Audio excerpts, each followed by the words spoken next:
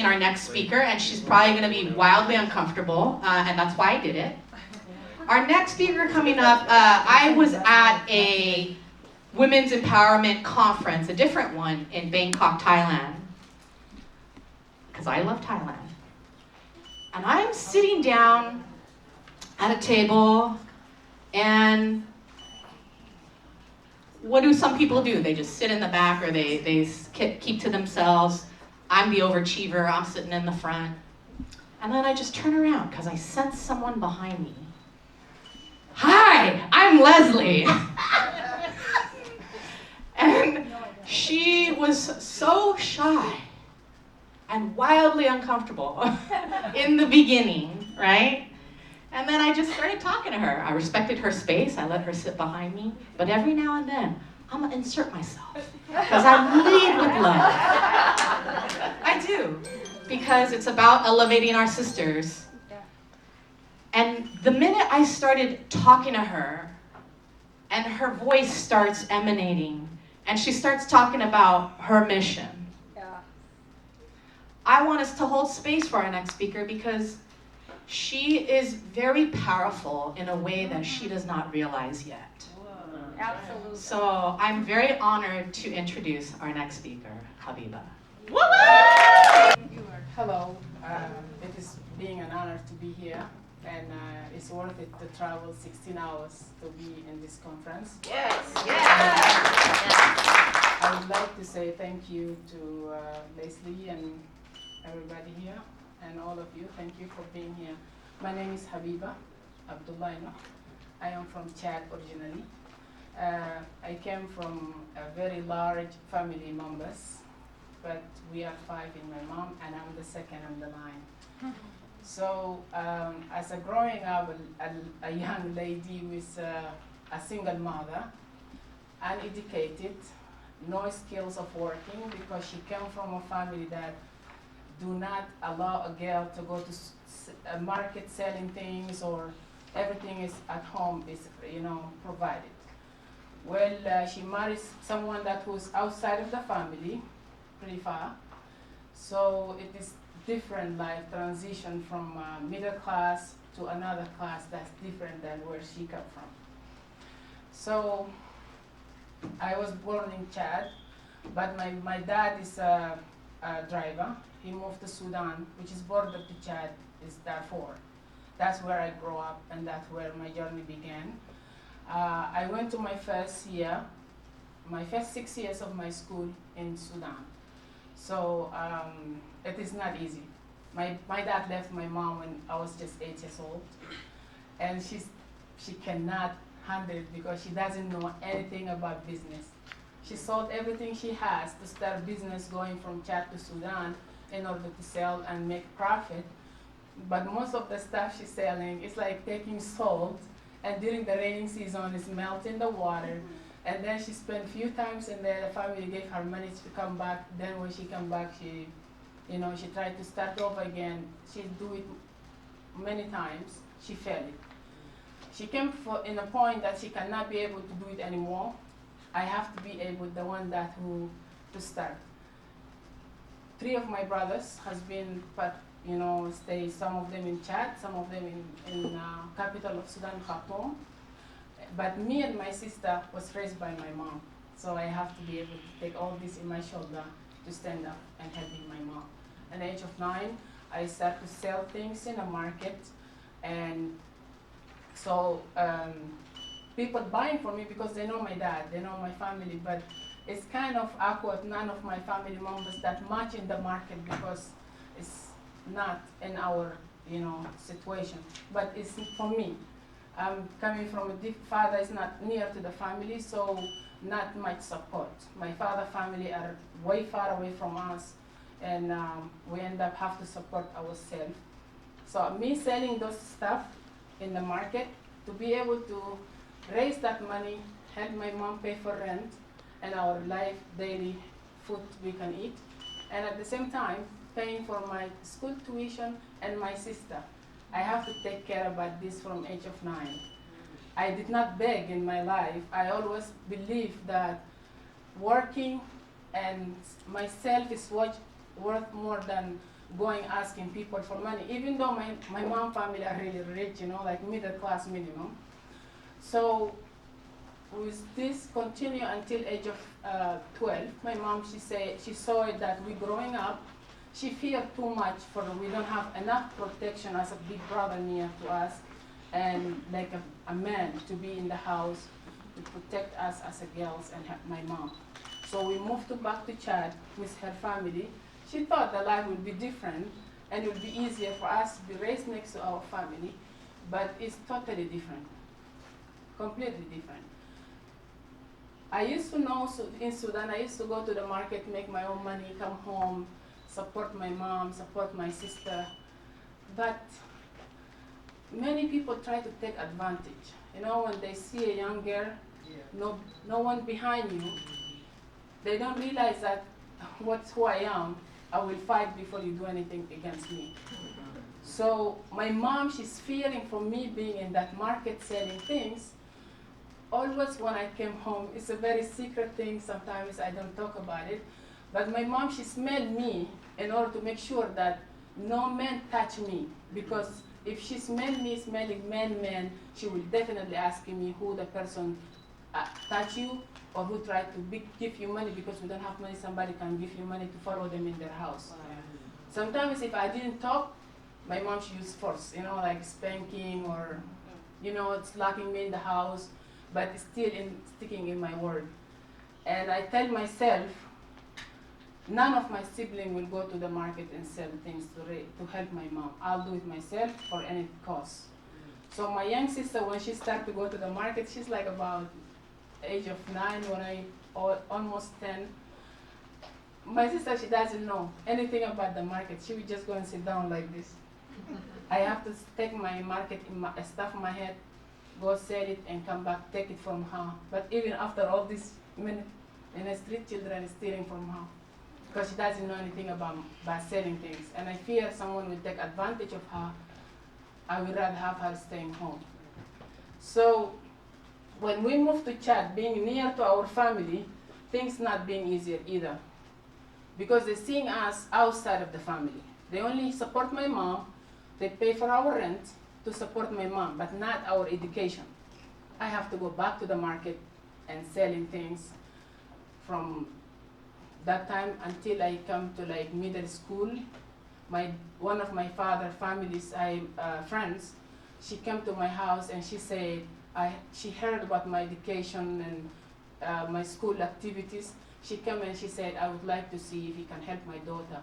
And that was the first time me working, getting salary of $20 a month. Wow. And that $20 a month, it means a lot to me because that's the money that I know fixed coming to me every month that I can be able to buy few things for myself and for my mom. That's early 2000. By the time I reached to high school, which is 2004, I got a job at the US Embassy as an Arabic instructor to the ambassador and the TCM. I teach there for 4 years. I elevated a little bit, but still I have to work to the university. I have to work to the English schools. I have to manage teaching at home children, go teach at the embassy, go to the university, doing English language, and 90% of my job is working in order to be able to save that money and help my mom, my sister.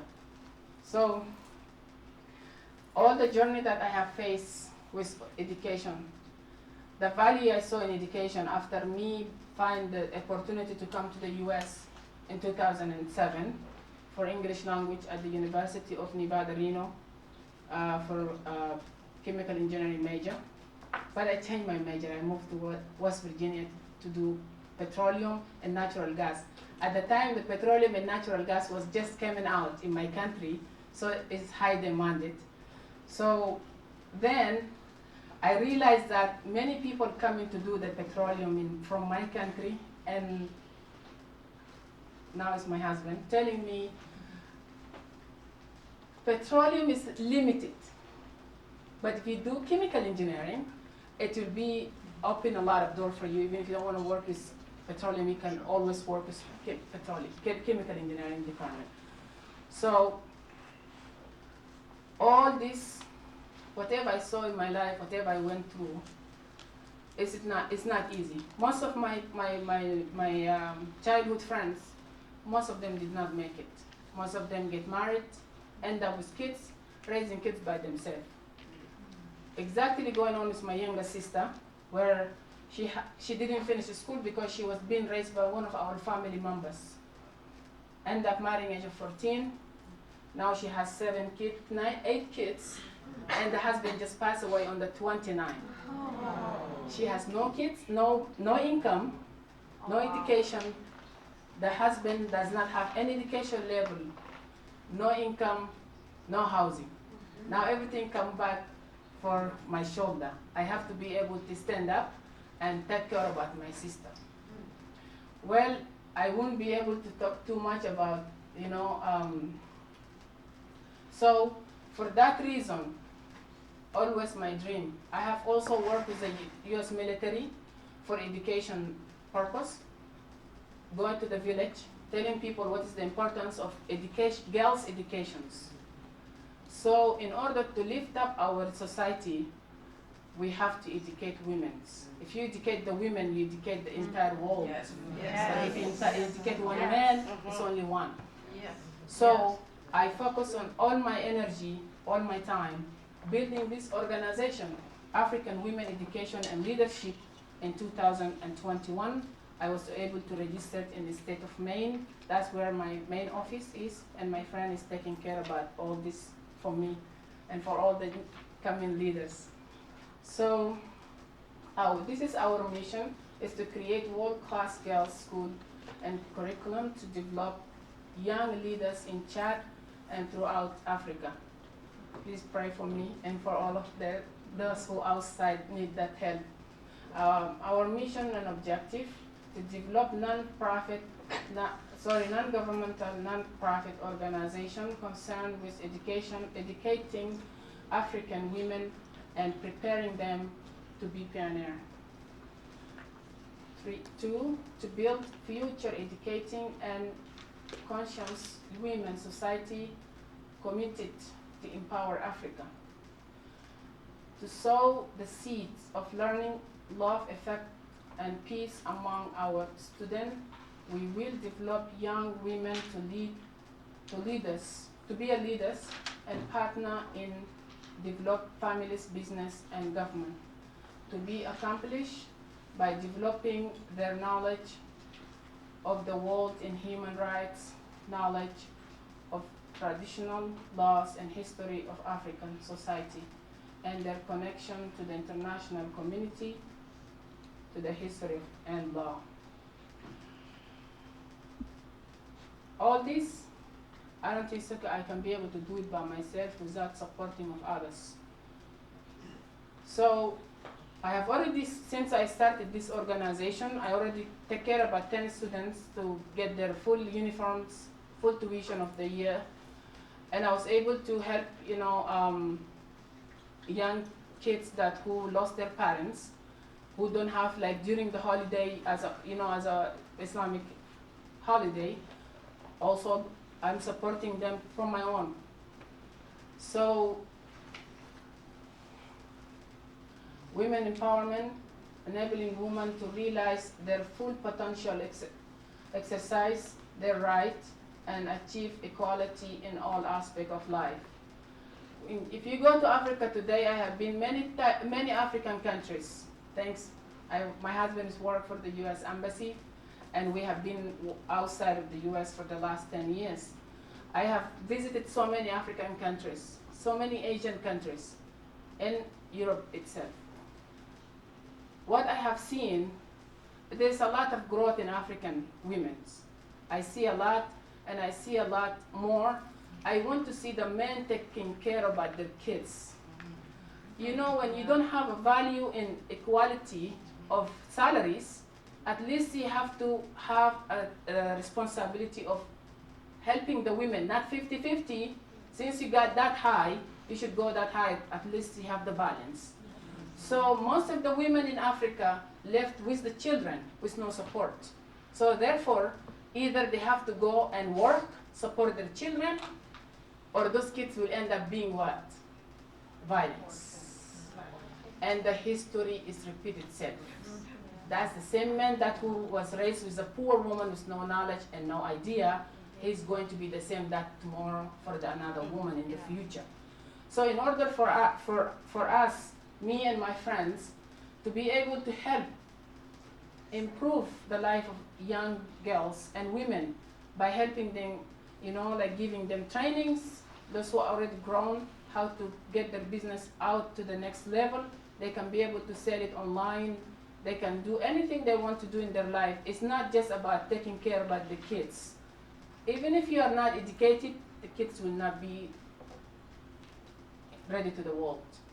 Always fail. Every country I saw, about Sudan and Chad and all these countries have the war escalating every year. The reason is uneducated. Illiteracy is the biggest enemy of human. So if you educate the woman, you educate the family. And you educate the family, you're going to have the powerful generation of our children in Africa.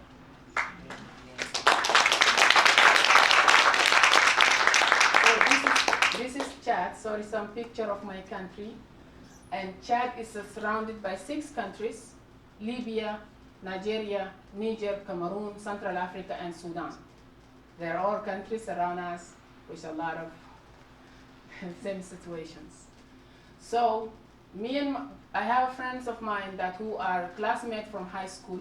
They came together and they created a small also organization in 2011, and they started to build a school in Romet area, only 30 kilometers outside of the capital. So they can be able to provide education for the kids on those villages. Therefore, they gave up because there is no support. They cannot continue, and everybody has their own families. So this is the school from the beginning. That's where they did, and this is what is upgraded after. They did some of cement on top of it just to make it more manageable. When it's rain, does not collapse on the students. It doesn't cost that much to build the school because the people in the village, you pay them to do the bricks and they will build it themselves. All you have to do is just be able to provide that small money that they can drink water, eat during the time they are working. Not that much you can spend. Some of my friends, they spend only $350 to build one class, which is not really like that class, but something that they can sit down and have something to study. Right. They can know how to read and write. If women do not know how to read and write, who is going to take those kids to the hospital? Who can read the prescriptions? She is the one that's taking care of those kids 99% of the life of our future children. So we look ahead into the next century where leaders will be those who we empower and others. Everything we do right now is going to be the result of tomorrow. In order for me and everybody else to be able to go ahead and do the best we can do is by supporting each other. And I really appreciate the time you gave it to me. Anything you can do for those children, it will be the best. It doesn't have to be money. It can be prayers. It can be anything small, as much as you can. Thank you so much.